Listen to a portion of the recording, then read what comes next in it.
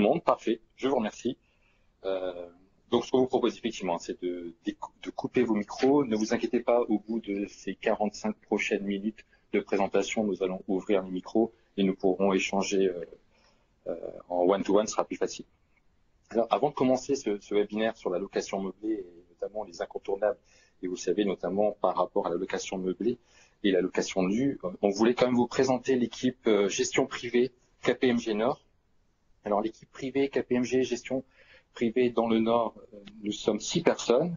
Vous avez Fabrice Kuckerman qui se situe au bureau de Lens, Martin Henry sur l'île, Jennifer de Brito qui est basée au bureau de Maubeuge, Olivier Gilbert qui est manager et qui est basé à Lille et qui ce soir se fera un plaisir de répondre au chat sur le côté et je l'en remercie tout de suite. Vous avez Janie Tanguy, KPMG Avocat qui sera co-animatrice ce soir avec Anthony Benito, donc himself. On va vous présenter ce webinaire sur la location meublée. Bonjour. Alors la gestion privée KPMG Nord, on a plusieurs objectifs. Tout d'abord, c'est de développer votre patrimoine. Alors plutôt votre patrimoine personnel. Mais dans l'objectif de développer votre patrimoine personnel, c'est dans une vision à 360 degrés. Une vision à 360 degrés qui consiste à connaître votre patrimoine actuel et notamment de se baser sur votre ambition future qui est éventuellement de protéger vos proches, qui est peut-être de préparer votre transmission, qui est peut-être de maintenir vos ressources dans le cadre plus ou moins long d'un départ à la retraite ou de protéger votre patrimoine en effectuant des réallocations d'actifs financiers, notamment actuellement vu les mouvements bancaires, financiers et boursiers qui ont pu être connus ces derniers mois. Donc ça, c'est notre approche. On analyse vos besoins pour développer votre patrimoine et le protéger. Et pour ce faire,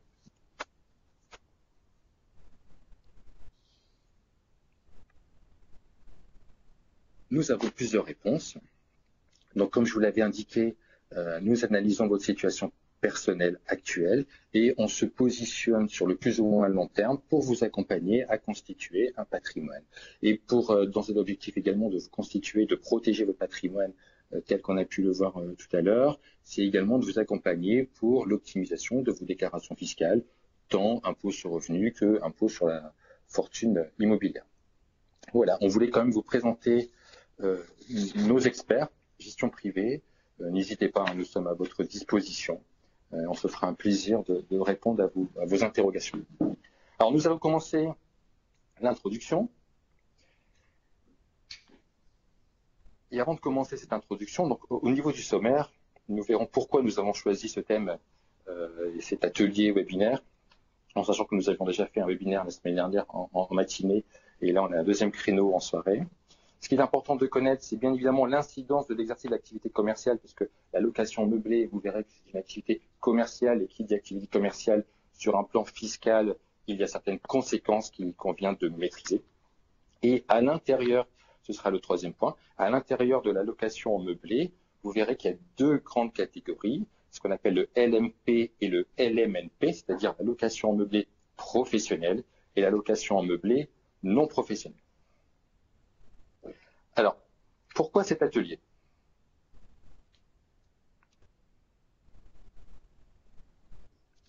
C'est assez simple. Aujourd'hui, on se rend compte que la location en meublé nu est assez connue, que ce soit par les banquiers, que ce soit par nos propres clients, que ce soit par des prospects qui viennent nous rencontrer. On voit que le sujet est assez maîtrisé. Mais on se rend compte que pour la location en meublé, nous avons de plus en plus de demandes. Et en plus, il faut savoir que la location meublée reste, on peut la qualifier encore de niche fiscale, puisqu'on verra que si on fait ce thème, c'est aussi parce qu'il y a un intérêt à titre personnel sur un plan fiscal. Et on s'est dit, voilà, ça peut être très intéressant de faire ce webinaire sur la location meublée afin de vous donner les premières bases pour prendre de bonnes décisions sur est-ce que j'y vais ou j'y vais pas. Et si j'ai aujourd'hui des locations nues, est-ce que j'ai un intérêt ou pas de basculer en location meublée. Et à l'issue de ce webinaire, vous aurez les bases, alors tant comptable, mais également juridique et fiscal, puisque on verra que c'est aussi sur les plans juridiques et fiscal qu'il y a lieu de maîtriser la location meublée par rapport à la location nue. Et donc, on va commencer tout de suite par la différence entre la location nue ou la location meublée.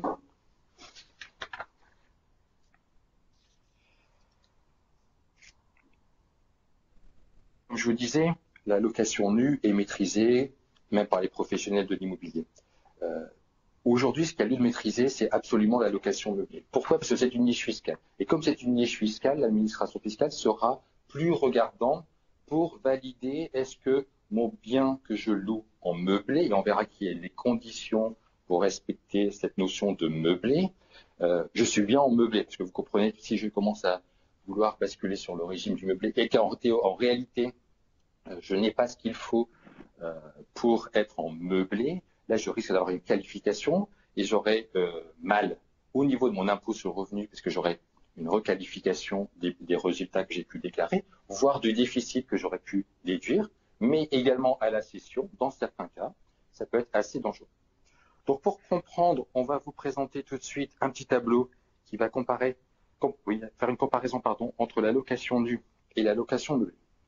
Alors, la location nue, au régime fiscal, vous avez la possibilité de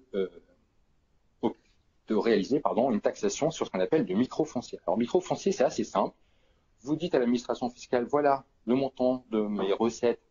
Bien évidemment, ils ne doivent pas, en location nue, dépasser 15 000 €. Et là, l'administration fiscale vous dira, OK, moi, je te donne un abattement, c'est cadeau, de 30%. Vous avez compris que lorsqu'on est en microfoncier, on ne pourra jamais défiscaliser, en ce sens où si vous faites plus de charges que les 30%, si vous optez au micro, vous ne pourrez pas aller plus loin. Déjà, on va voir si on regarde à droite par rapport à la location en meublé. La location en meublé, on voit que au régime micro, vous avez déjà 2 abattements. Et les 2 abattements sont quand même assez différenciants par rapport au régime micro, où nous n'avons que 30%. Alors, vous avez un abattement soit de 50%, soit de 71%. Alors, ce qu'il faut savoir, c'est que dans 90% des cas, vous risquez d'être plutôt dans l'abattement à 50% et non pas dans l'abattement à 71%. Pour être dans l'abattement à 71%, c'est une catégorie bien précise de location meublée. Il s'agit des locations meublées de tourisme, qui reviendra avec Janie sur cette notion de location meublée de tourisme. Donc déjà, là, il y a un avantage, c'est que même si je suis en micro BIC, j'ai quand même un abattement de 50%, alors qu'en micro foncier, je n'ai qu'un abattement de 30%. Alors après, vous me direz, oui, mais moi, je voudrais déclarer réellement ce que j'ai payé. Oui. Donc dans ce cas-là, vous pouvez opter, parce que là, c'est une option, au régime réel. Alors au régime réel, la règle pour la location nue est assez simple. L'administration fiscale va vous dire, voilà, il n'y a que telle catégorie de dépenses que tu as le droit de déduire. Le reste, tu fais ce que tu veux, mais tu ne pourras pas les déduire. Schématiquement, pour les locaux à usage d'habitation, vous avez le droit de déduire toutes les charges payées, bien évidemment, relatives aux entretiens, réparations, améliorations. Vous avez le droit de quelques frais de gestion, des charges de copropriété, taxes foncières, intérêts. Mais au niveau des dépenses, vous ne pourrez déduire que entretien, réparation, amélioration. Alors que lorsque nous sommes dans le régime du BIC, bénéfice industriel et commercial, là c'est une autre règle. L'administration fiscale va pouvoir vous te dire, toutes les charges sont déductibles, sauf celle qui, par un texte fiscal, viendrait à dire que la charge n'est pas déductible. Vous voyez déjà, en termes de possibilités, on va pouvoir déduire beaucoup plus de charges que celles que nous pourrions déduire en location nue. Par exemple, assez simple, en location nue, vous ne pouvez déduire que des charges relatives à l'acquisition d'un revenu. Alors que en régime réel, location meublée, bénéfices industriels et commerciaux, vous pouvez déduire des charges liées à l'acquisition du revenu, mais également des charges liées à l'acquisition du patrimoine. Je donne un exemple. Vous achetez un bien immobilier, vous avez les frais de notaire. Les frais de notaire, lorsque vous êtes en location nue, vous ne pouvez jamais les déduire, alors que lorsque vous êtes en location meublée, sur option, vous pouvez décider de les déduire, et on reviendra sur ce point. Au niveau du déficit, là aussi, grande différence. Lorsque je suis en location nue, si je fais un déficit, c'est-à-dire que mes charges dépassent mes loyers encaissés, je peux imputer jusqu'à 10 700 € sur mon revenu global. Un exemple, par exemple, on fait un déficit de 10 000 € au revenu en location nue régime foncier. Vous avez un salaire de 80 000 €, Mais en fait, vous serez taxé sur 70 000 euros. Le reliquat, lui, sera imputable sur vos revenus fonciers des 10 années suivantes. Au niveau du déficit en location meublée, de base, on pourrait dire qu'il n'y a pas de plafond, mais il y a deux régimes, comme on l'a vu en introduction au niveau du sommaire. Vous avez ce qu'on appelle les locations meublées non professionnelles, on viendra assez rapidement sur cette définition, et la location meublée professionnelle. Lorsque vous serez considéré comme un loueur en meublé non professionnel, les déficits que vous allez réaliser ne pourront pas être imputés sur vos autres revenus. Mais vous avez 10 ans pour les imputer sur vos bénéfices générés par votre activité de location en meublé non professionnel. Si jamais vous avez la possibilité d'être qualifié de loueur en meublé professionnel, dans ce cas-là, sans limitation, vous pourrez imputer le déficit sur l'ensemble de vos autres revenus. Donc c'est là où, techniquement, lorsqu'on a une qualification de loueur en meublé professionnel, en termes d'optimisation fiscale, c'est beaucoup plus important que ce que nous procure la location nue. Au niveau de la TVA, à 98%, il n'y a pas de différence que je sois en location nue ou en location meublée, parce qu'il y a une règle assez simple, c'est qu'il n'y a jamais de TVA sur des locaux d'habitation. Il y a une petite particularité, c'est lorsque vous ne louez pas directement le local d'habitation, mais que vous passez par un intermédiaire, et on verra encore une fois un exemple, comme dans les résidences de tourisme ou les EHPAD. L'avantage également, pour en finir, une particularité comptable, mais avec un impact fiscal, au niveau de la location nue, l'amortissement n'est jamais déductible. Alors qu'en meublé, vous allez pouvoir constater une dépréciation de votre immeuble. Et puisque vous allez constater une dépréciation de votre immeuble, c'est-à-dire une perte de valeur, entre guillemets comptable, vous allez venir diminuer votre résultat imposable. Donc, autre avantage fiscal par rapport à la location meublée. Maintenant, ce qui est important, c'est de connaître sur quel support immobilier je vais pouvoir investir. Et là, je me permets de passer le bâton à Janie. Janie ? Oui. Donc, la location meublée peut en fait revêtir différentes formes. Tout d'abord, on peut parler de location habituelle ou de location occasionnelle. Donc, les caractéristiques de la location meublée varient en fait en fonction de la volonté du propriétaire. Est-ce que ce dernier loue de façon permanente une ou plusieurs pièces de sa résidence principale ou un ou plusieurs logements? Ou est-ce que cette location n'intervient que de manière occasionnelle, que ce soit des pièces de sa résidence principale ou la location de la résidence secondaire à titre occasionnel, ou encore la location de logements pour des périodes de vacances, donc pareil, de manière occasionnelle. Deuxième distinction, c'est est-ce que la location du logement se fait pour des courts séjours ou à titre de résidence principale du locataire. Donc, location de courte durée, ça va être typiquement ce qu'on appelle la location touristique, donc pour des séjours touristiques, et la location de longue durée. Donc, on considère qu'on est en location de longue durée dès lors que la location porte sur plus de 8 mois de l'année, d'une habitation qui sera en fait considérée comme étant la résidence principale du locataire. Ensuite, la location meublée peut être faite directement à l'utilisateur, ou alors il peut s'agir d'une location qui se fait via un exploitant de résidence. Typiquement, la location à des exploitants de résidence, on va trouver les résidences para-hôtelières. Quelques règles spécifiques qui sont liées à la location meublée de tourisme. Donc, qu'est-ce qu'une location de tourisme? On va retrouver les villas, appartements, studios meublés à l'usage exclusif du locataire qui sont offerts à la location à une clientèle de passage qui n'a pas vocation à y élire domicile et qui effectue en fait un séjour caractérisé par de la location soit à la journée, à la semaine ou au mois. Sur la location touristique, tout à l'heure, Anthony vous parlait sous le régime micro de la possibilité d'aller rechercher un abattement pour frais et charges de 71%. Eh bien, justement, sont concernés par cet abattement les locations de locaux de tourisme. Donc, dans quel cas est-ce qu'on est considéré comme étant dans location meublée de tourisme et quelles sont les conditions à remplir pour pouvoir avoir cette qualification? Tout d'abord, le préalable, c'est de vérifier, lorsqu'il s'agit d'un appartement, d'une habitation en copropriété, c'est de vérifier que le règlement de la copropriété n'interdit pas de faire ce type de location. Ça, c'est vraiment le préalable. Ensuite, dès lors qu'on affecte un immeuble à de la location touristique, il faut faire une déclaration en mairie. Donc c'est une déclaration de meublé de tourisme. C'est obligatoire, c'est une obligation déclarative qui est à réaliser sous peine de l'application d'une sanction de 450 €. Ensuite, si vraiment on veut aller rechercher la possibilité d'appliquer au régime micro cet abattement de 71%, il faut obtenir le classement en tant que location de meublé de tourisme. Donc il faut faire passer un organisme certificateur qui va en fait donner une certification comme quoi le logement est classé en meublé de tourisme.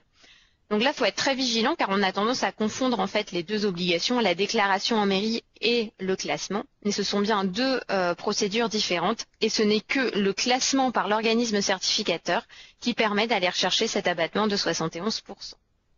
Par ailleurs, attention, dans certaines villes, une autorisation de la mairie doit être obtenue pour modifier l'usage de l'habitation. Donc la déclaration, elle est obligatoire. Maintenant, dans certaines villes, au-delà de la simple déclaration, certaines mairies imposent une autorisation préalable pour pouvoir affecter un logement à une activité touristique. Donc là, typiquement, il y a la ville de Paris, par exemple, qui a instauré cette autorisation préalable.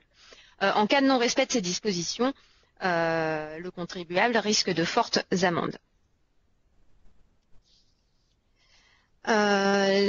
Quelques mots sur les résidences de service.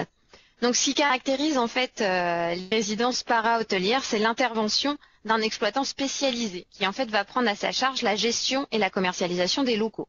Donc là, on est dans le cas où le bailleur ne loue pas directement au locataire, mais à un exploitant qui lui va se charger en fait de la gestion commerciale des locaux et de les offrir donc à la location aux preneurs. Les copropriétaires de l'immeuble louent directement en fait, comme on dit, les locaux à cet exploitant. Les types de résidences les plus répandus, ce sont les résidences dites d'affaires, donc où les habitations sont louées principalement à des cadres ou à des employés qui travaillent provisoirement loin de leur domicile. On trouve également les résidences qui sont destinées à des étudiants contraints de fréquenter les établissements éloignés de leur milieu familial. Et également les résidences touristiques, donc destinées aux touristes nationaux ou aux visiteurs étrangers. Cette formule donc, de résidence de service est également très utilisée pour le financement des résidences pour personnes âgées, donc les EHPAD, où donc les propriétaires sont propriétaires de chambres ou d'habitations dans ces EHPAD, et en fait c'est l'exploitant de l'EHPAD qui va les louer aux personnes âgées. Et qui va prendre à sa charge en fait les services médicalisés pour l'exploitation de l'EHPAD. En quelques mots, l'essentiel des dispositions qui sont applicables à la location nue et à la location meublée. Donc, tout d'abord, la durée du bail.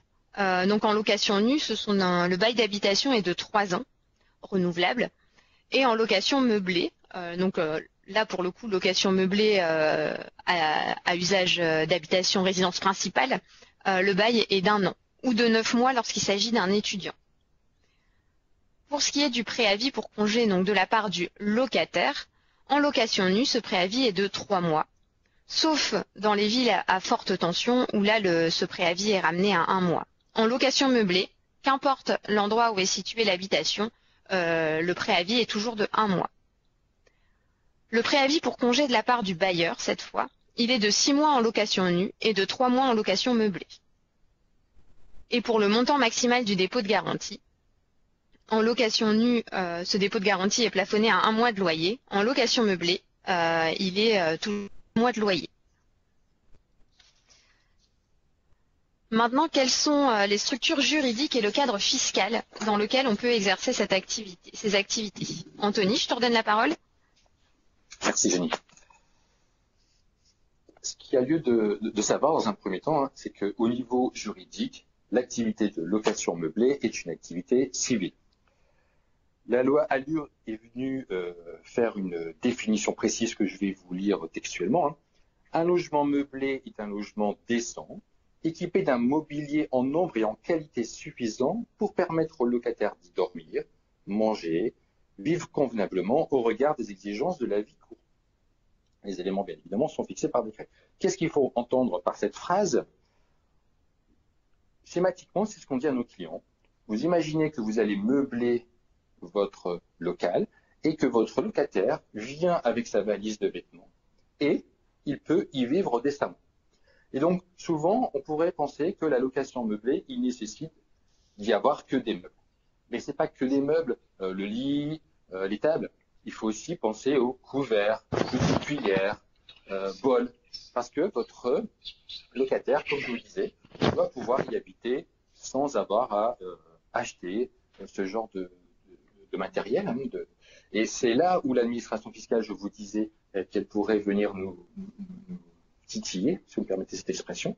C'est que oui, elle va peut-être constater que nous avons des meubles, mais est-ce que nous avons tous les éléments, qui sont repris dans le décret, et c'est grâce à la loi Allure, parce qu'avant la loi Allure, il n'y avait pas de liste bien définie de ce qui devait être la composition d'une location meublée. Là, ça existe, donc on peut plus être, il suffit de checker, on y est, on n'y est pas.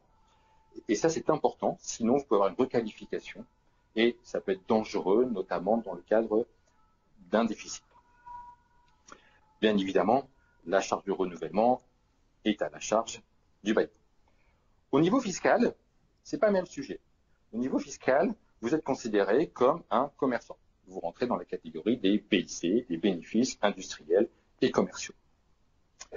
Depuis 2017, vous savez que même les locations meublées pratiquées à titre occasionnel rentrent dans la qualification des BIC. D'ailleurs, si vous louez sous Airbnb, tout ça, ces plateformes ont également l'obligation maintenant de déclarer les loyers que vous percevez à l'administration fiscale. Vous avez, on l'a déjà dit, deux catégories. Vous l'avez compris, la catégorie dite de loueur en meublé professionnel et la catégorie dite de loueur en meublé non professionnel. Alors ça, c'est simple. Soit vous êtes dans le meublé, avec la définition qu'on va voir, sinon, de facto, vous êtes en non professionnel. Alors, comment pouvons-nous être qualifiés de loueur en meublé professionnel? Déjà, l'ensemble des recettes de toutes les personnes qui composent le foyer fiscal doivent excéder 23 000 euros. Première étape. Deuxième étape, est-ce que ces recettes excèdent l'ensemble des revenus du foyer fiscal? Et dans l'ensemble des revenus du foyer fiscal, il faut entendre traitement et salaire, les bénéfices agricoles, les bénéfices industriels et commerciaux que vous pourriez avoir, les bénéfices non commerciaux que vous pourriez avoir, ou si vous êtes gérant, ce qu'on appelle la catégorie article 62.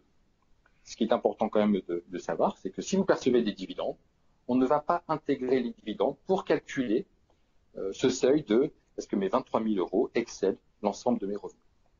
Vous avez peut-être souvenir qu'il y a encore un an, vous deviez avoir l'obligation d'être inscrit au registre du commerce et des sociétés. Depuis peu, vous n'avez plus cette obligation pour être qualifié de loueur meublé professionnel. Donc aujourd'hui, vous n'avez plus que 2 conditions, alors que dernièrement, vous en avez encore 3. Donc c'est 23 000. Et est-ce que ces recettes excèdent l'ensemble de mes revenus du foyer fiscal? Si vous ne répondez pas à cette définition, parce que c'est 23 et l'excédent, vous êtes qualifié automatiquement de loueur meublé non professionnel.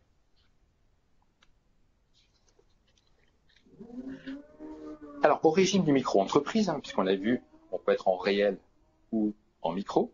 En micro, donc vous avez compris, nous avons 2 seuils. Un seuil à 71%, un seuil d'abattement à 50%.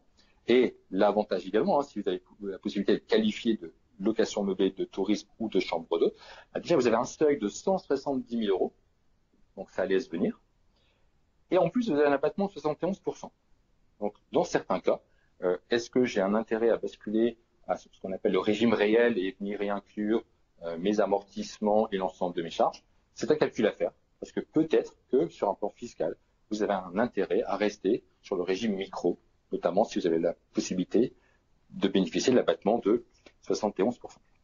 Alors, pour être qualifié de meublé de tourisme ou de chambre d'hôte, il y a des définitions qu'on le retrouve dans le Code de tourisme, et le BOFIP fait référence à ces articles du Code de tourisme pour pouvoir être qualifié, comme le disait tout à l'heure Janie, soit de meublé de tourisme ou de chambre d'hôte. Alors, ce qui est important, au-delà de l'aspect civil et fiscal, c'est de connaître aussi la comparaison de ce que je peux faire en location meublée non professionnelle et ce que je peux faire en location meublée professionnelle. Bon, pour les formalités, vous l'avez compris, c'est assez simple. Il faut quand même faire une inscription pour obtenir un numéro SIRET, parce que l'administration fiscale, quand vous allez déclarer vos revenus, elle va vous demander quand même de mettre en face un numéro SIRET. Le régime social. Alors c'est vrai que lorsque nous sommes en location meublée non professionnelle, nous ne sommes pas assujettis à la sécurité sociale des indépendants. En loueur en meublé professionnel, alors on a mis TNS, un travailleur non salarié, mais on n'a pas précisé un point. Et d'ailleurs, j'ai vu que sur le fil d'actualité, il y avait une question. Vous êtes au régime de la sécurité sociale des indépendants. Effectivement, si vous avez le statut de loueur en meublé professionnel, mais également si vous louez pour des séjours de courte durée, la semaine, par jour ou par mois.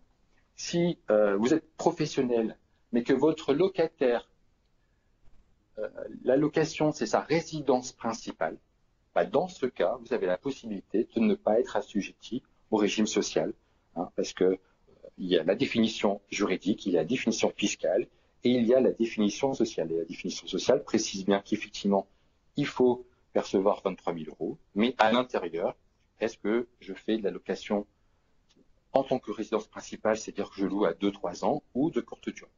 Si vous êtes en courte durée, oui, vous allez payer des cotisations sociales.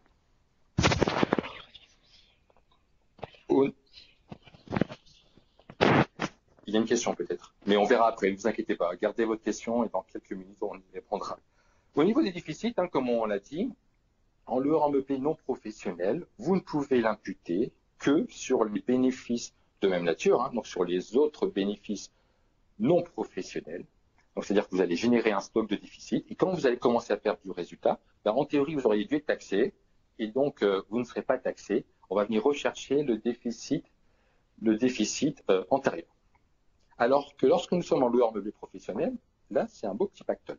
Parce que le déficit va pouvoir s'imputer sur vos autres revenus, salaire, dividendes, BIC, BNC.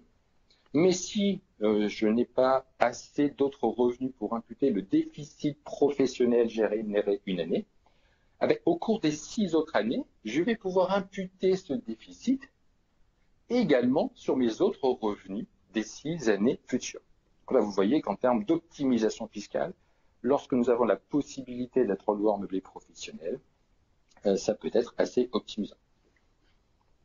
Au niveau de la plus-value, lorsque je suis en location meublé non professionnel, c'est assez simple. Il n'y a pas de différence que je sois en location meublé non professionnel ou en location nue, c'est la même règle. C'est-à-dire qu'après 22 ans, vous avez une exonération totale de la plus-value, en principe est taxé à 19%, et après 33 ans, vous êtes exonéré, 30 ans, pardon, vous êtes taxé, vous êtes exonéré de la CSG. L'avantage également, lorsqu'on est en location meublée non professionnelle, c'est que sur un plan fiscal, l'administration fiscale m'a dit, oui, tu as le droit d'amortir et donc de diminuer ta base de revenus annuels que tu me déclares. Mais vous voyez, lorsque je vends, elle ne va pas en tenir compte. Alors que lorsque je suis en location meublée professionnelle, là, je relève du régime des plus-values professionnelles. Alors, soit vous avez la possibilité d'être exonéré, donc c'est l'article 151 septies du Code général des impôts, c'est-à-dire qu'après 5 années d'exercice et sous certaines conditions de recettes, vous pourrez être amené à avoir une plus-value totalement exonérée. Mais si ce n'est pas le cas, donc vous serez en régime plus-value professionnelle, donc soit court terme ou long terme. Mais là, l'administration fiscale, ce n'est pas le même sujet. Puisqu'elle nous aura dit, tu as le droit de déduire de l'amortissement, le jour où je vends, je vais faire simple, imaginons que j'achète un bien aujourd'hui 100 000 €, on va partir comme hypothèse académique, un amortissement sur 35 ans. Au bout de 35 ans, comptablement, mon immeuble vaudra 0. Mais j'espère que la valeur vénale de mon immeuble, au bout de 35 ans, prenons l'hypothèse, qu'il revienne à 200 000 €. Là, j'aurai une plus-value de 200 000 €. Et donc, je serai taxé sur la totalité de mon prix de vente quasi, puisque j'aurai une valeur nette comptable qui sera proche, en tout cas, de 0. Au niveau des amortissements, il y a une règle bien particulière à connaître. C'est que l'administration fiscale nous dit, oui, je t'accorde à faire un déficit, mais attention, si tu crées un déficit provenant de tes amortissements, tu seras obligé de réintégrer cette partie qui te crée un déficit. Mais ce n'est pas perdu. En réalité, on crée un stock d'amortissement non déduit le stock sera reporté sur les bénéfices futurs générés par ma location meublée, soit non professionnelle ou professionnelle. Alors, une autre question qu'on pourrait se poser, c'est également, et j'ai vu que sur le fil d'actualité, pareil, il y avait une interrogation, on y reviendra, entreprise individuelle ou société de personnes.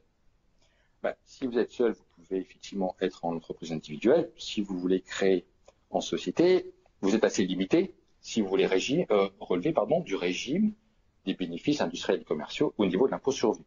Aujourd'hui, il existe trois formes de sociétés qui vous permettent d'être au régime fiscal des sociétés de personnes. Soit vous avez le URL, là c'est de plein droit. Soit vous avez la SARL de famille, c'est sur option, c'est-à-dire qu'au moment où vous créez votre société, vous faites l'option pour être taxé à l'impôt sur le revenu.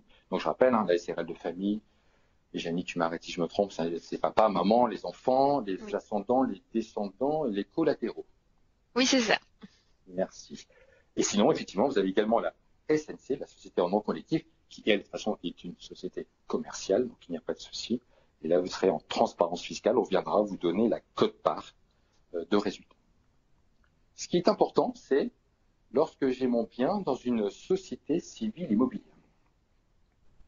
Parce que ce qu'il peut arriver, c'est que vous avez commencé l'acquisition d'un bien nu, et au bout de quelques années, parce que vous avez eu un locataire qui est parti, vous vous avez dit, tiens, je vais peut-être faire de l'amélioration, je vais venir meubler, et puis on oublie qu'on loue en meublé, consciemment ou inconsciemment, je ne sais pas, et puis on vient voir son expert comptable. Et on annonce à son expert comptable qu'en réalité, les loyers que je perçois de mes locations, et donc meublés aujourd'hui, dépassent 10% de l'ensemble de mes locations générées par ma société civile immobilière. Mais là, l'administration fiscale, elle n'est pas sympa, en tout cas, ça dépend de comment on voit les choses, mais elle va vous dire, là, tu ne relèves plus de la qualification des locations meublées BIC en impôt sur revenu. La société civile immobilière basculera automatiquement pour une taxation à l'impôt sur les sociétés. Donc ça, il faut bien faire attention. Si vous avez une location meublée dans une SCI, il y a une tolérance administrative qui dit que vos loyers issus de l'activité de la location meublée ne doivent pas dépasser plus de 10% de l'ensemble des locations générées par votre société.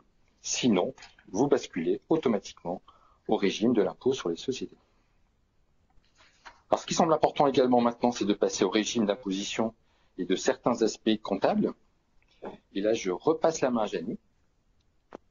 Oui, donc nous allons voir effectivement sur les régimes d'imposition et les différents aspects fiscaux et comptables, quelles sont les spécificités liées au régime des loueurs en meublé professionnel et des loueurs en meublé non professionnel. Donc tout d'abord, règle commune aux deux statuts. Dès lors qu'on est au réel, bien entendu, on est soumis à une comptabilité d'engagement. Donc le résultat est obtenu en retranchant le montant des loyers, des charges pour leur montant hors taxe si l'activité est soumise à TVA.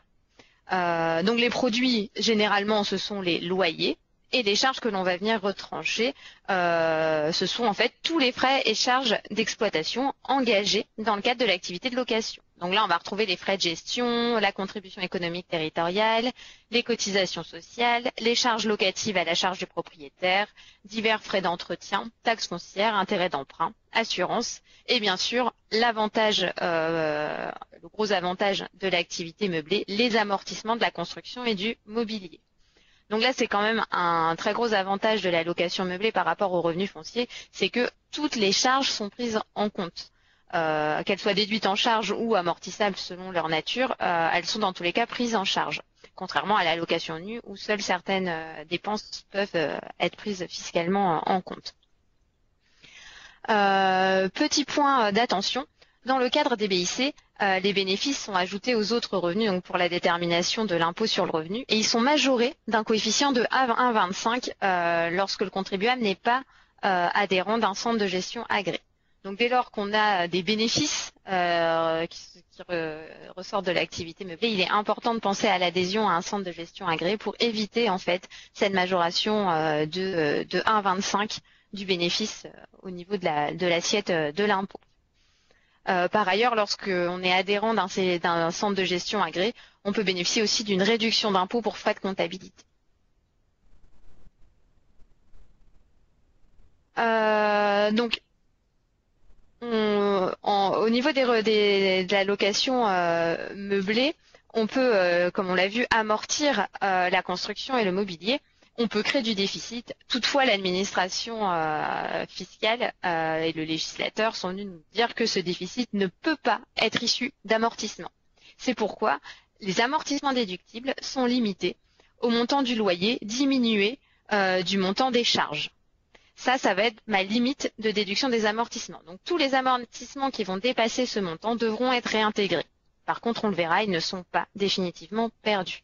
Donc ma limite, on la calcule avec le loyer et les charges qu'on prend en compte, ça va être toutes les dépenses de gestion, entretien, réparation et assurance, toutes les charges afférentes aux emprunts contractés pour l'acquisition, la construction, la réparation ou l'amélioration de l'immeuble, les frais de gérance et de rémunération des gardes ou concierges, et taxes foncières et taxes annexes à ces impôts.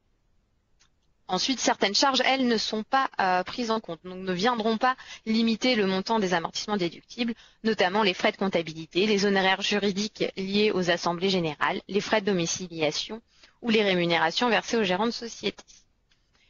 Donc, prenons un petit exemple pour illustrer cette règle de limitation des amortissements. Donc là, on suppose un loueur en meublé dont le chiffre d'affaires, donc les loyers, sont de 8 081 €. Et ensuite, on a tout un ensemble de charges. Donc, on a les charges externes, les impôts et taxes, les charges financières qui vont en fait venir limiter, qui vont être prises en compte pour déterminer le plafond. Les charges qu'on ne prend pas en compte, ça va être les frais de comptabilité et les frais de CGA. Donc là, si on fait 8 081 € moins, donc 1334 plus 193 plus 854, on arrive à des charges afférentes aux biens loués de 1671 €. Dans le cas présent, les amortissements vont être déductibles à hauteur de 6 410 €. Donc 8 081 moins 1671. Si on suppose que la dotation aux amortissements pour l'exercice est de 8 785 €, les amortissements seront à réintégrer dans l'assiette taxable à hauteur de 2 375 €. Toutefois, ces amortissements ils ne sont pas définitivement perdus. Ils sont écartés en fait. Dès lors qu'on aura fini d'amortir les biens, on pourra réintégrer les amortissements qui ont été réintégrés tout au long de la période d'amortissement. Donc ça veut dire qu'au final, même quand on aura fini certes, on n'aura pas créé en fait de déficit du fait des amortissements. Par contre, tous ces amortissements différés, on va pouvoir aller les rechercher. Donc on va pouvoir prendre en compte en fait de la charge d'amortissement pendant une durée beaucoup plus longue.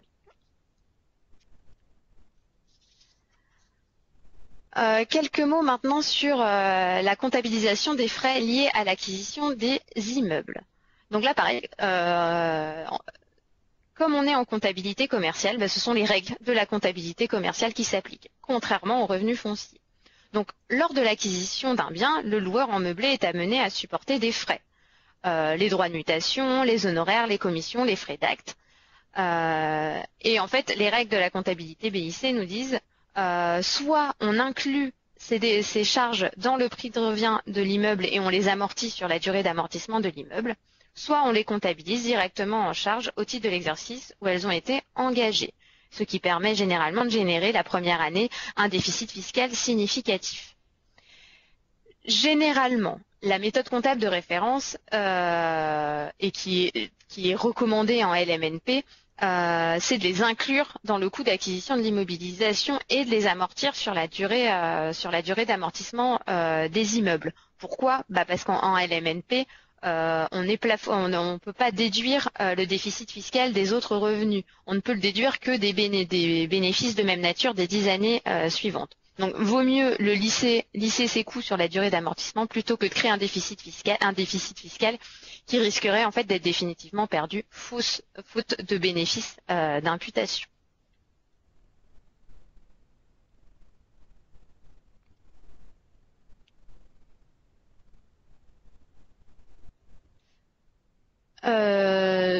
Donc quelques mots maintenant sur les spécificités vraiment liées à l'activité de loueur en meublé professionnel.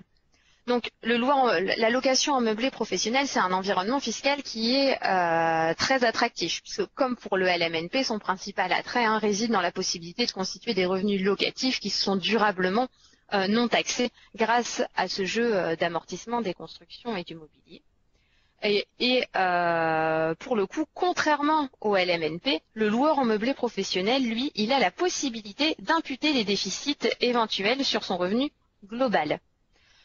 Donc dans certaines conditions, ce statut a des avantages en matière d'imposition des plus-values. On l'a vu plus haut, quand on est loueur en meublé professionnel, on peut aller rechercher les régimes d'exonération des plus-values professionnelles. Comment est-ce qu'on peut devenir loueur en meublé professionnel? En fait, il y a deux conditions cumulatives à remplir.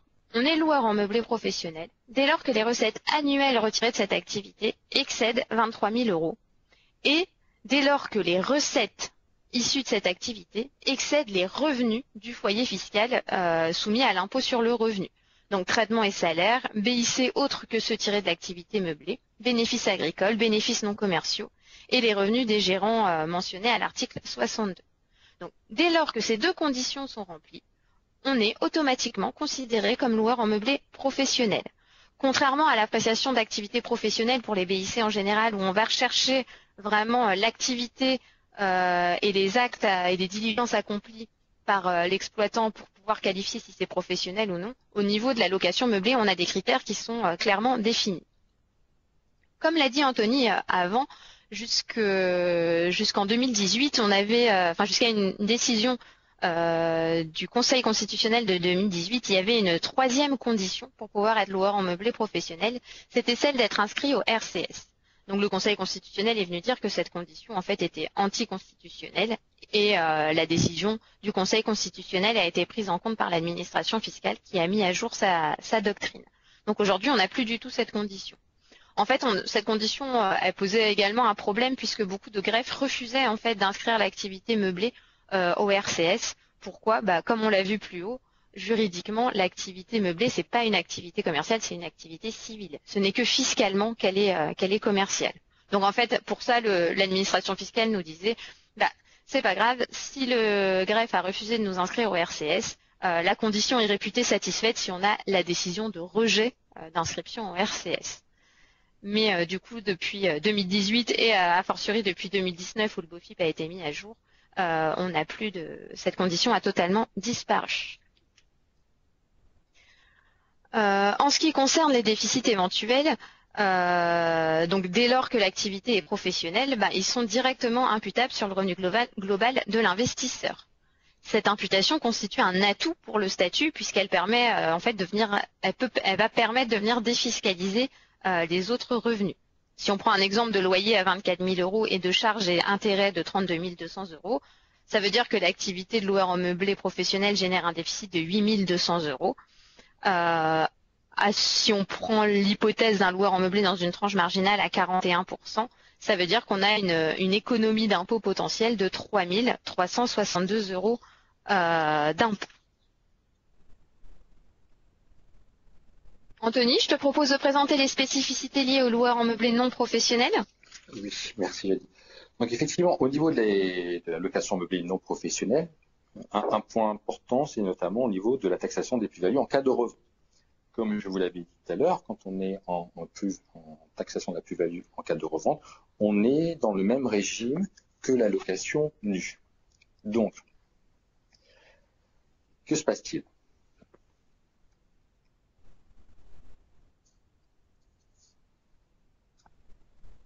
En théorie, la plus-value est taxée au taux de 19% et aux prélèvements sociaux de 17,20. Mais vous pouvez y échapper à la condition d'avoir une possession de cet immeuble assez longue. Après 22 ans, comme je le disais tout à l'heure, vous êtes exonéré à 100% de la taxation de la plus-value au taux de 19%. Et pour être exonéré de mes prélèvements sociaux à 100%, je dois détenir le bien pendant 30 ans. Alors, vous n'avez pas d'obligation d'aller jusqu'à 22 ans et 30 ans. Déjà, après 5e année de détention, vous avez déjà chaque année un taux de 6% sur lequel on va venir réduire la taxation de la plus-value.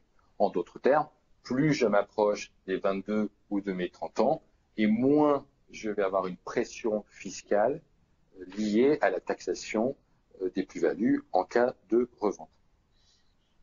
Et en location meublée non professionnelle, il n'existe pas d'articles spécifiques comme en location meublée professionnelle qui nous permettent, sous conditions d'exercice pendant au moins 5 ans, d'en être exonérés. Ce n'est pas possible. La seule possible pour en être exonéré, hormis faire une moins-value, mais ce serait quand même dommage, c'est de durer dans la possession du bien. Un autre point au niveau de la location en meublé non professionnel, ce sont les réductions d'impôts. Vous avez le droit à des réductions d'impôts. Vous avez dû déjà entendre ce qu'on appelle les sensi-bouvard. En règle générale, vous investissez dans des EHPAD, des résidences d'étudiantes, comme vous a présenté tout à l'heure Janie. Et là, l'administration fiscale viendra vous dire, si tu t'engages à louer pendant au moins 9 ans cet investissement auprès d'un exploitant, et c'est là souvent que l'on rencontre une taxation à la TVA, et Janie y reviendra, moi, administration fiscale, je t'accorde une réduction d'impôt représentant 11% de ton investissement. Mais attention, ton investissement ne doit pas dépasser 300 000 euros. Alors, vous pouvez faire un investissement qui dépasse 300 000 euros, mais le calcul de votre réduction d'impôt sera plafonné à 11%. Et ces 11% sont répartis sur la durée attendue de la location, donc sur 9 ans. Deux choses à savoir sur cette réduction d'impôt en faveur des locations meublées non professionnelles, notamment appelées sensi-bouvard, que depuis tout à l'heure, on vous dit que vous avez le droit de déduire un amortissement. Là, l'administration fiscale va me dire, oui, en location meublée, je veux bien être sympa, mais pas jusqu'au bout. On a le droit d'amortir comptablement l'amortissement, mais sur un plan fiscal, elle nous dira, l'amortissement qui est basé sur le calcul, donc par exemple, prenons 300 000 euros, l'amortissement sur tes 300 000 euros, sur un plan fiscal, non, je ne veux pas que tu me les déduises parce que moi, de l'autre côté, je t'accorde une réduction d'impôt. Ça, c'est le premier point à connaître. Et le deuxième point, c'est plus sur la qualité de l'exploitant. Ce qu'on peut rencontrer quelquefois avec nos clients, la difficulté, c'est que après quelques années, l'exploitant vient à déposer le bilan. Et dans ce cas, il peut y avoir, en règle générale, 2 cas assez compliqués. Le premier cas, c'est qu'on a intérêt à retrouver un exploitant, sinon l'administration fiscale nous dira, en fait, tu as fait un investissement, tu t'es engagé à louer pendant 9 ans, mais comme il n'y a plus personne en face, tu ne respectes plus la condition initiale. Donc elle peut venir nous remettre en cause des réductions d'impôts. Ça peut faire mal. Le deuxième point, qui fait un peu moins mal, mais quand même, c'est que souvent, on va retrouver quand même un autre exploitant. Mais l'autre exploitant vous dira, moi je veux bien reprendre des baux en cours, parce que souvent c'est un bail commercial que vous signez avec cet exploitant, mais je souhaite une réduction des loyers. Je ne vais pas partir sur les mêmes loyers qu'initialement proposés par l'ancien exploitant. Et donc là, vous avez, en termes de rentabilité de votre investissement, un petit désagrément. Donc c'est vraiment les 2 points qu'il faut connaître, c'est que en sensi-bouvard, l'amortissement n'est pas déductible en totalité. Et là, il est complètement perdu. Et la qualité de l'exploitant, c'est un point très très important. Maintenant, comme on vous l'a dit, effectivement, vous savez qu'il y a aussi un point sur la taxe sur la valeur ajoutée. Et là, pour finir, je passe la parole à Janie. Donc, une règle à retenir en matière de TVA, c'est que les locaux à usage d'habitation sont exonérés de TVA, en principe, sans possibilité d'option. Donc, dès lors qu'on va louer une pièce de son habitation principale ou faire de la location directe de logement ou de la location saisonnière ou encore de la chambre d'hôte ou des gîtes, en principe, il n'y a jamais de TVA déductible car c'est une activité exonérée et qu'on ne peut pas y opter. Quelques exceptions toutefois. Donc, on peut entrer dans le champ d'application de la TVA dès lors que la location meublée est fournie dans le cadre d'hôtels de tourisme classés ainsi que les villages de vacances classés ou agréés. Donc les hôtels et les différents villages de vacances vont de droit entrer dans le champ d'application de la TVA. Entre également dans le champ d'application de la TVA les prestations d'hébergement dans des résidences de tourisme classées lorsqu'elles sont louées par un contrat à durée d'au moins 9 ans par un exploitant. Dès lors que en fait, la location se fait au travers d'une résidence de service. Et également, la location meublée peut rentrer dans le champ d'application de la TVA lorsqu'elle est accompagnée de prestations de services. Donc les prestations de services en question, c'est la fourniture du petit déjeuner, le nettoyage régulier des locaux, la fourniture du linge de maison et la réception dans des conditions qui sont similaires à un hébergement hôtelier. Donc un contribuable qui loue directement un logement meublé peut entrer dans le champ d'application de la TVA à condition d'assurer au moins 3 des 4 prestations qu'on vient d'exposer. Donc en fait, de manière générale, à retenir, pour que la location meublée soit soumise à TVA, il faut qu'il y ait des prestations de services qui viennent compléter l'offre de logement. Pour les prestations qui sont fournies direct donc par un bailleur qui va louer directement le bien, il faut en fait que les prestations soient rendues dans des conditions qui sont similaires à celles de l'hôtellerie. Ça veut dire par exemple que le nettoyage régulier des locaux doit être fait dans des conditions similaires à l'hôtellerie, c'est-à-dire tous les jours, et non pas uniquement nettoyage entrée et sortie du bien. Donc fourniture du linge de maison, et les prestations doivent être réellement assurées et non pas seulement proposées ou facturées en sus. Le loueur en meublé dont l'activité est soumise de plein droit à TVA peut toutefois bénéficier du régime de la franchise en base de TVA si jamais il respecte les seuils. À défaut d'exonération, donc dès lors qu'on a une location meublée avec des prestations de services et qu'on n'est pas dans le seuil de la franchise, on est de droit à la TVA, et le taux de TVA applicable aux prestations d'hébergement est de 10%. Mais un taux réduit de 5,5% s'applique lorsqu'il s'agit de maisons de retraite et d'établissements accueillant des personnes handicapées. Voilà pour ce qui est de la TVA. Maintenant, pour finir, quelques mots sur les autres aspects fiscaux. Donc tout d'abord, la contribution économique territoriale. L'activité de location meublée, on l'a vu, fiscalement c'est une activité commerciale, donc elle rentre de droit dans le champ d'application de la CET. Donc, généralement pour de l'activité en meublé, on n'aura en fait que la CFE, la cotisation foncière des entreprises, puisque c'est pour la CVAE, c'est le taux de 0% qui s'applique pour la tranche de chiffre d'affaires qui est en dessous de 500 000 euros. C'est quand même très très rare qu'on ait de la CVAE sur une activité de location meublée. Par contre, la CFE, elle est toujours due dès lors qu'on exerce une activité de location meublée. Généralement, c'est la cotisation minimale qui s'applique. Donc en fait, dès lors que c'est de la location à l'année, donc c'est forcément la cotisation minimale qui s'applique.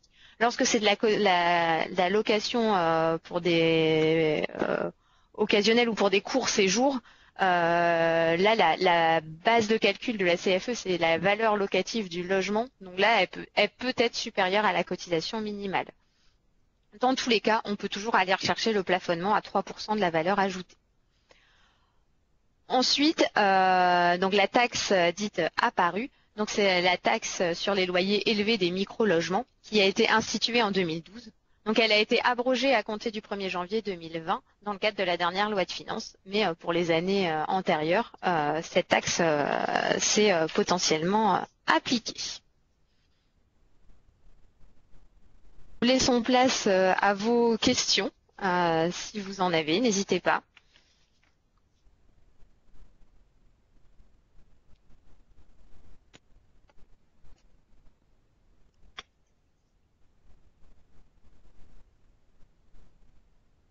Je peux parler? Oui, allez-y. Je voulais vous demander, quand on a fait un déficit foncier sur un bien, est-il possible ensuite, quand on a purgé le déficit foncier, de le transformer en meublé en LMP? C'est-à-dire donc de faire une SCI, de créer une SCI, de transformer en SCI pour faire du meublé.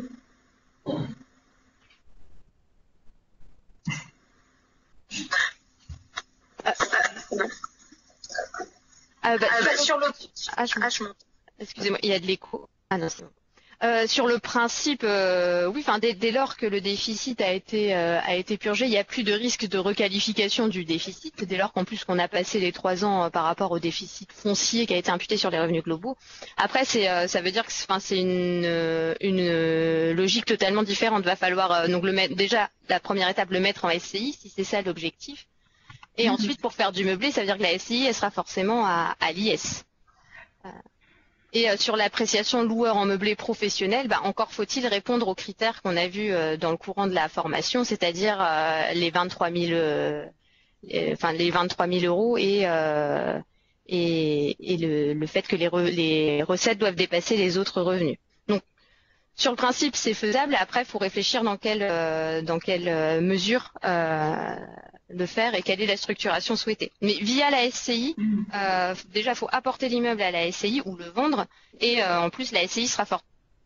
Yes. Oui, ça va. Merci. J'ai également une question. Oui. Vous avez énuméré dans les recettes du meublé qui devaient être supérieures aux recettes du foyer, il y avait les salaires, etc. Vous avez dit pas les dividendes, mais quid des revenus fonciers? Non, doivent être supérieurs aux revenus professionnels. Les revenus fonciers ne sont pas des revenus professionnels, c'est par nature des revenus du patrimoine. Donc effectivement, on ne prend pas les dividendes ni les revenus fonciers. D'accord, ok, bien. Et vous n'avez pas non plus abordé la question au niveau de l'IFI. Est-ce que le fait d'avoir un bien LMP fait que le bien sort de l'IFI? Non, c'est pas si simple. D'accord. Non, c'est pas si simple. Alors dans la notion de l'IFI, alors c'est très compliqué et c'est vraiment une analyse au cas par cas. Donc là, ça va pas être possible de répondre de manière circonstanciée. Mais au niveau de l'IFI, il y a vraiment alors, ça rentre forcément dans le champ de l'IFI. Maintenant, la question, c'est de savoir est-ce que l'activité est exonérée, est-ce que le bien va pouvoir être exonéré revenu professionnel ou pas. Et là, faut analyser la condition en fait d'exercice d'activité professionnelle. Donc là, c'est vraiment une analyse au cas par cas. Mais c'est pas si simple. C'est pas parce qu'on est loueur en meublé professionnel qu'on est exclu de l'IFI. Et il faut savoir aussi que au niveau de l'IFI, les conditions pour être qualifié de loueur en meublé professionnel sont un peu différentes. D'accord. Et dernière question, donc moi je suis déjà loueur, on va dire pour l'instant, j'ai pas encore fait réel, je fais l'abattement 71% de résidence de tourisme. Oui. Je vais y accumuler donc cette année également de la location meublée longue durée, donc ça va se cumuler.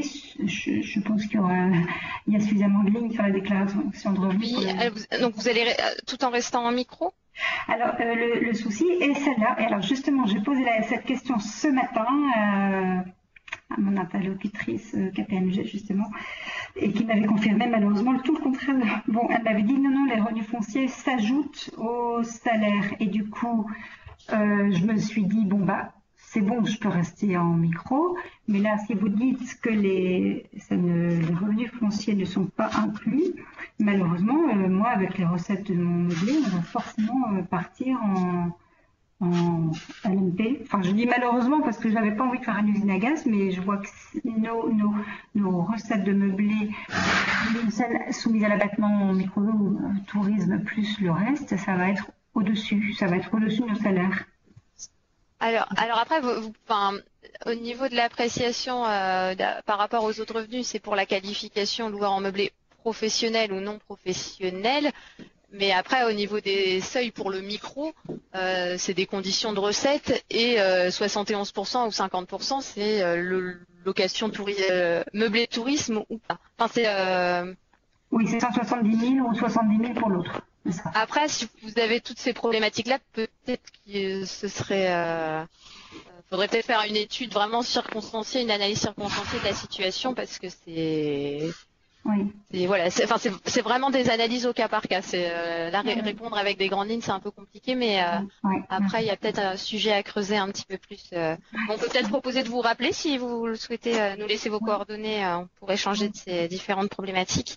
Avec plaisir. Je mettrai un mail, ça marche. Parfait. Merci.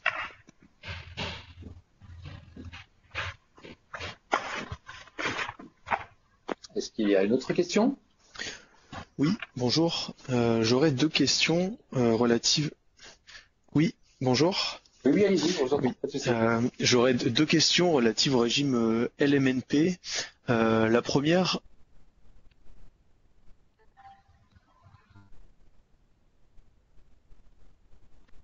Alors moi, je ne vous entends plus. Ah Je non, sais moi pas non plus, si- j'entends rien.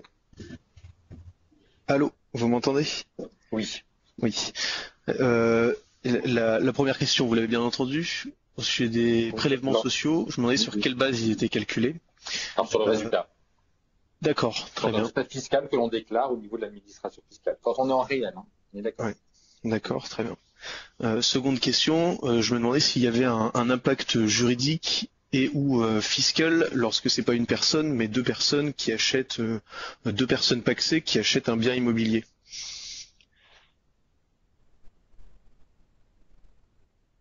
Bah là, du coup, deux personnes pacsées qui achètent un bien immobilier ensemble, ça va être le régime de l'indivision. Donc Oui. chacune Bah, elle est censée déclarer sa Ouais. quote-part, mais comme vous êtes Mm. taxé, in fine, au niveau fiscal, ça revient même. Enfin, Ouais. vous voyez. Au niveau fiscal, c'est la même déclaration, donc pas Oui. de- En fait, vous faites Mm. une déclaration et dans la 2031, on vient mettre la quote-part de chaque personne.